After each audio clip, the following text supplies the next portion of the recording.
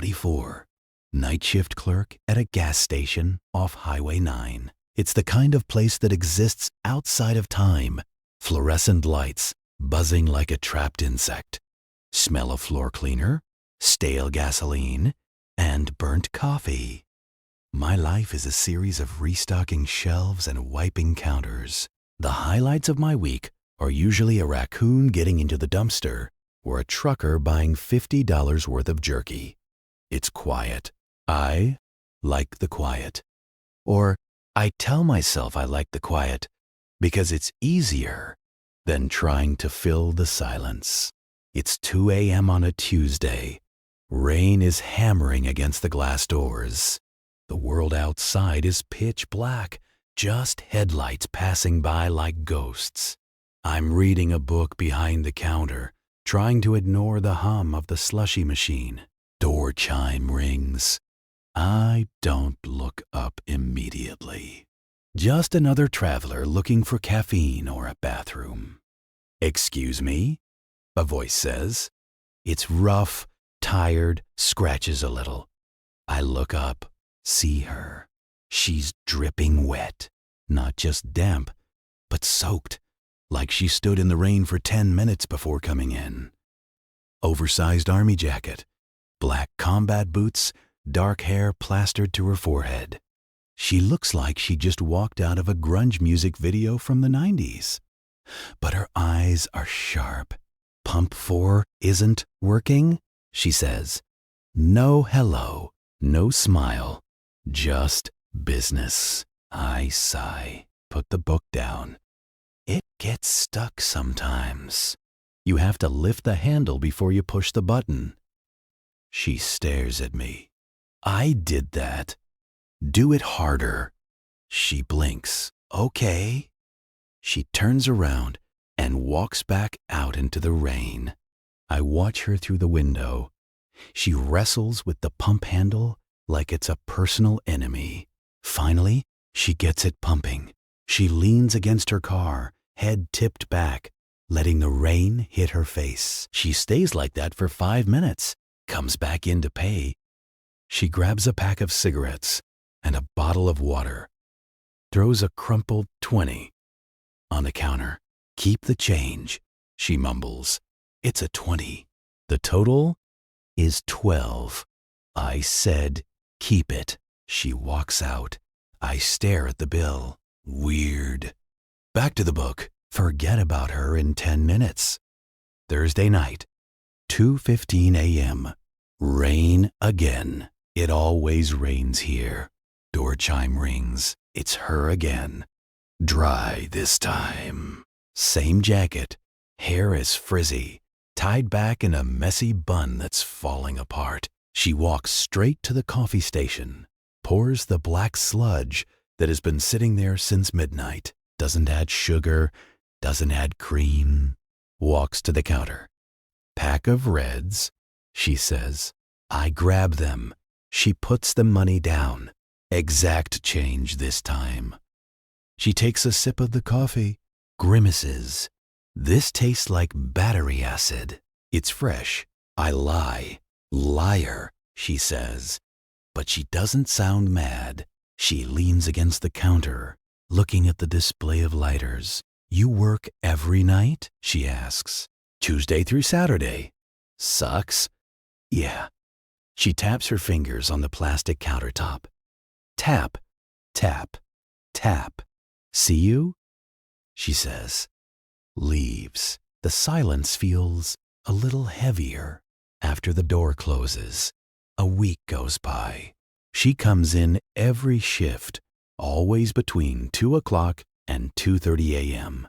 Always buys coffee. Always buys cigarettes. Sometimes she buys a granola bar. We don't talk much.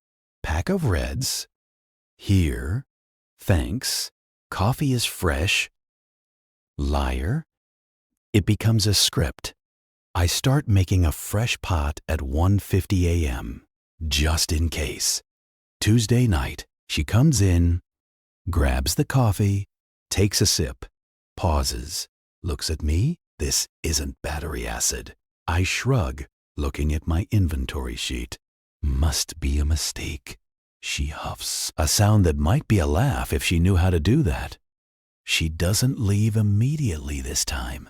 She wanders the aisles, looking at the dusty cans of beans and the overpriced candy. She stops in front of the magazine rack, picks up a car magazine, flips through it. You like cars? I ask. Stupid question. She puts it back. No. I just like looking at things I can't afford. She comes back to the counter. I'm Maya. Anon. She nods. Okay. Anon. She leaves. My name sounds different when she says it. Rougher. Realer. 2 weeks later. It's a slow night. Even the highway is dead. Just the hum of the fridge and the rain. Maya comes in. She looks exhausted. Dark circles under her eyes deep enough to store coins in. She gets her coffee, comes to the counter, doesn't buy cigarettes, just stands there, staring at the little display of beef sticks. Rough night? I ask. She rubs her face with one hand. Rough life. She looks at the stool behind the counter, the one I use when my legs give out. Can I sit? It's against policy. My boss would kill me. Sure. She drags the stool around to the customer side of the counter, sits down, wraps her hands around the coffee cup. My roommate is learning to play the violin, she says, at 2 a.m., especially at 2 a.m. I nod. That sounds like a war crime. It is. She drinks her coffee. We sit in silence for 20 minutes. It's not awkward. It's just shared. A trucker comes in. Maya stands up, moves out of the way, pretends to look at the chips. Trucker buys diesel and a soda. Leaves. Maya sits back down. You have a good hiding spot here, she says. It's a gas station, not a bunker. Feels like a bunker. She finishes her coffee. Thanks for the seat. Anytime. She leaves. I wipe down the counter where she was leaning. The surface feels warm. Month 2. Maya is a fixture now. She brings a laptop sometimes. Sits at the pathetic little table by the window, the one with the wobbly leg. She types furiously, frowns at the screen. Sometimes she swears under her breath. I stock shelves, keep the coffee pot full. Sometimes I give her free refills. She never says thank you. She just nods. But she stops buying the cheap granola bars, starts bringing stuff. One night, she walks up to the counter, puts a Tupperware container down. I made lasagna. I stare at it. Why? Made too much. Violin girl is vegan now. Can't eat it. She pushes it toward me. It's probably cold. It is cold. I eat it anyway while standing behind the register. It's the best thing I've eaten in 6 months. She watches me take the first bite. Edible? Yeah. Good. She looks relieved. Goes back to her laptop. The next night, I bring a bag of the good donuts. The ones from the bakery in town, not the stale ones we sell. I slide the bag across the table to her. Dessert. She looks inside. Chocolate glazed? Yeah. She takes one, bites into it, closes her eyes for a second. Okay, you're useful. Thanks. Don't let it go to your head. It goes to my head. A little bit. Month 3. Routine is set in stone. 2 a.m. arrival. Coffee. Work/silence. 3:30 a.m. snack break. She talks more now. Tells me about her job. She's a freelance editor. Fixes bad writing for people with too much money. This guy used the word moist 6 times on one page. She says, disgusted. Gross. I charged him double. I laugh. I realize I don't laugh much outside of this shift. One night, she comes in without the laptop. She's wearing a hoodie that looks 3 sizes too big.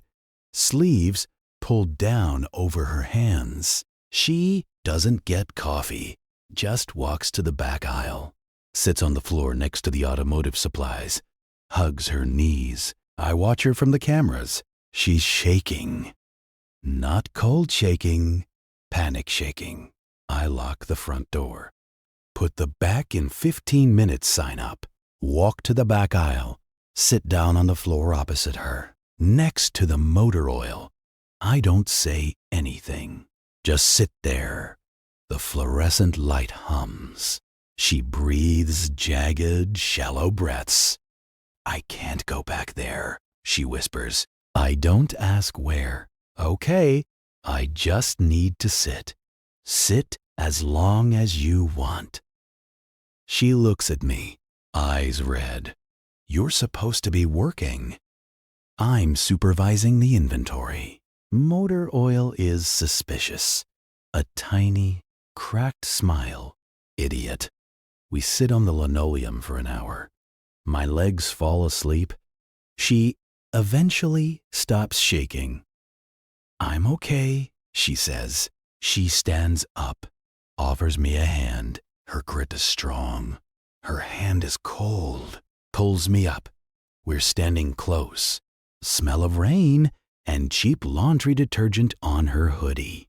She doesn't let go of my hand immediately, just holds it for a second too long. Thanks, Anon. See you tomorrow. Yeah, tomorrow. She leaves. I unlock the door. My hand tingles where she touched it. I feel like I just ran a marathon. Month 4.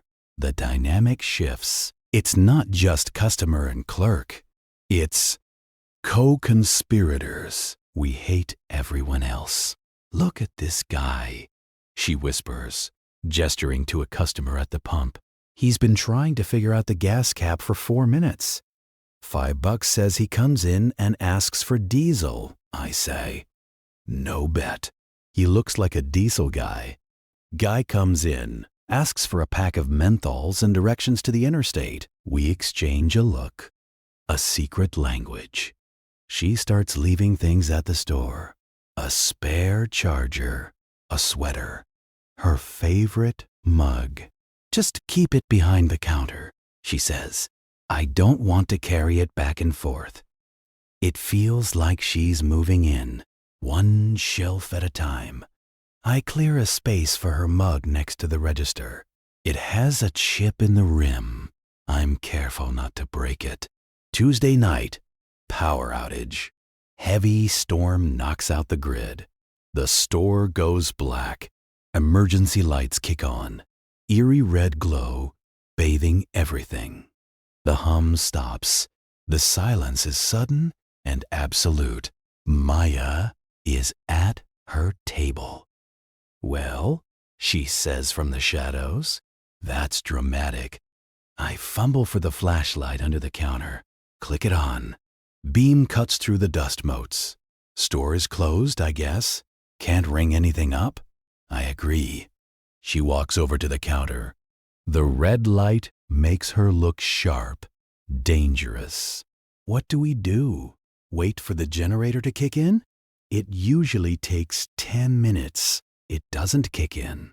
We wait. It's cold, she says. The heat died with the power. I have a heater in the back office, but it's electric, useless. She comes around the counter, sits on the floor, leaning back against the cigarette cabinet, pats the ground next to her. Come here. Body heat. Brain short circuits. Don't be weird. I'm freezing. I sit down. Leave a respectful distance. 6 inches of linoleum between us. She sighs and scoots over, closes the gap. Her shoulder presses against mine. She's warm, solid. Tell me something real, she says into the dark. What? Something you don't tell people. A secret. I think about it. The flashlight beam is pointed at the ceiling, casting weird shadows. I wanted to be an architect, I say. I like designing spaces where people feel safe. So why are you here? Life happened. Mom got sick. Bills piled up. Needed money fast. Night shift pays a differential. Is she okay?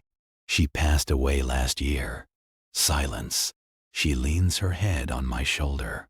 Just like that. Heavy. Trusting. I'm sorry, she whispers. It's okay. What about you? I ran away. From who? Everyone.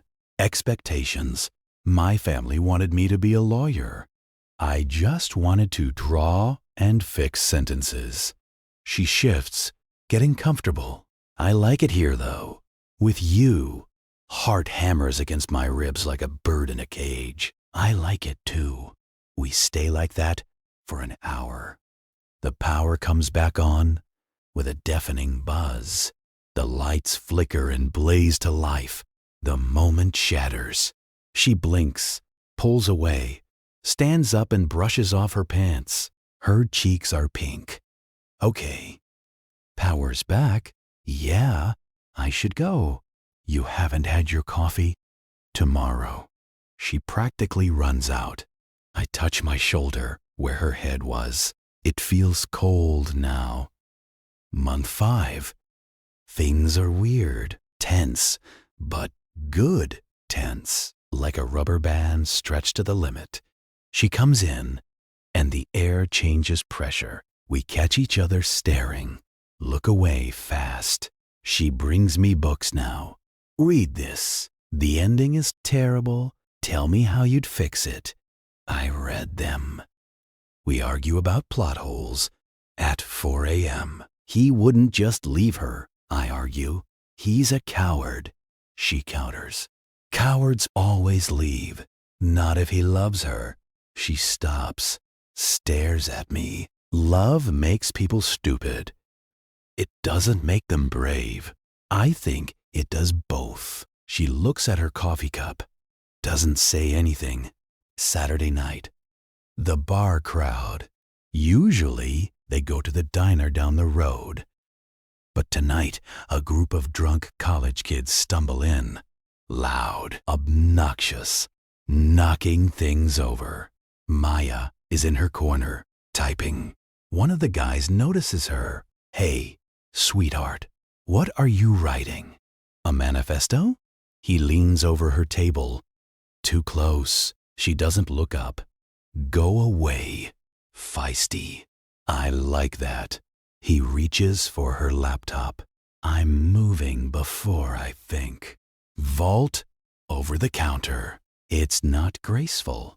I stumble, but I'm there. Push myself between him and her. Register is over there. Buy something or get out. Guy looks at me. He's bigger than me, but I have the crazy eyes of a man who hasn't slept properly in 2 years. Chill, bro. Just talking. She's not talking. Move. His friends pull him away. Let's go. This place smells anyway. They leave. I turn to Maya. Adrenaline is making my hands shake. You okay? She's looking at me with wide eyes. She closes her laptop, stands up. You jumped over the counter. It was faster. You could have hurt yourself. He was annoying. She steps closer, reaches out, fixes the collar of my uniform polo. Her fingers brush my neck. Electric shock. My hero. She says. It's sarcastic, but her voice is soft. She doesn't move her hand away. Rest it on my chest, right over my heart. She has to feel it beating. It's going 1,000,000 miles an hour. Anon? She says. Yeah? She looks at my lips, then up at my eyes. Panic, desire, confusion. She pulls her hand back, steps away. I need a smoke. She goes outside. I lean against the counter and try to remember how to breathe. Why is this so hard? Why can't I just say it? Month 6. It's summer now. The rain has stopped, replaced by humid heat. The AC in the store is broken. It's sweltering. Maya comes in wearing a tank top and shorts. I try not to look. Fail. She catches me. Smirks. Eyes up here, clerk? I'm looking at the logo on your shirt. It's a plain black shirt. Nice font. She laughs. A real laugh. Head thrown back. It's the best sound in the world. She buys 2 popsicles from the freezer. Orange and grape. Pick one. Grape. We sit on the curb outside the store. 3 a.m. Crickets chirping. Heat radiating off the asphalt. Eating popsicles like we're 10 years old. I got a job offer, she says suddenly. My stomach drops. Oh? In the city. Big publishing house. Real money. That's great, Maya. It tastes like ash in my mouth. Is it? Yeah, you hate freelancing. I do. She watches a moth fly into the street lamp. I'd have to move. Right. It's 3 hours away. Okay. She looks at me, annoyed. Is that all you have to say? Okay. What do you want me to say? I don't know. Tell me not to go. Tell me to take it. Say something real. I throw the popsicle stick into the grass. I want you to be happy. God, you're frustrating. She stands up. I'm going home. She leaves me sitting on the curb. I don't see her for 3 days. They are the longest 3 days of my life. The silence in the store isn't peaceful anymore. It's empty, hollow. I realize I don't like the quiet. I just liked listening to her breathe. Day 4. I'm miserable. Staring at the security monitor. 2:45 a.m. Door opens. She walks in. No laptop. No purse. Just her. She looks angry. Marches up to the counter. Slams a piece of paper down. It's a drawing. A sketch on a napkin. It's me, sitting behind the counter, reading a book. It's beautiful, detailed. She made me look peaceful, important. I turned it down, she says. I look up. The job? Yes. Why? It was good money because the coffee in the city sucks. Maya? And because I hate traffic. Maya. She sighs, deflates a little, leans on the counter. Because I don't want to be 3 hours away from the only person who knows how to make me quiet down. She reaches across the counter, takes my hand, intertwines our fingers. You're an idiot, Anon. I know. Say something real. I look at our hands. Her skin is ink-stained. Mine is rough. They fit. I missed you. I say, I checked the door every 5 minutes for 3 days. I hate this job, but I love 2 a.m. because that's when you get here. She smiles. It's soft, vulnerable, good. She whispers. She squeezes my hand. Come around here. I walk around the counter. She steps into my space. There's no hesitation this time. She wraps her arms around my neck, buries her face in my shoulder. I'm tired. She mumbles, I know. Can we just exist? For a bit? Yeah. I hold her in the middle of a gas station at 3 a.m. Under the buzzing lights, smelling like floor cleaner and rain. She lifts her head, kisses me. It tastes like grape popsicle and cigarettes. It's not a movie kiss. It's clumsy, desperate, real. She pulls back, rests her forehead against mine.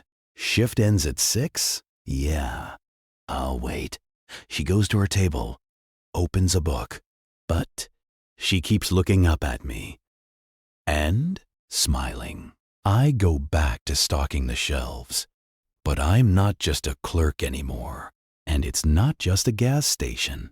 It's a lighthouse, and she found the shore. Be me, 24. Life is perfect mix of bad coffee, fluorescent lights, and her. Routine is broken. Routine is new. Best shift of my life.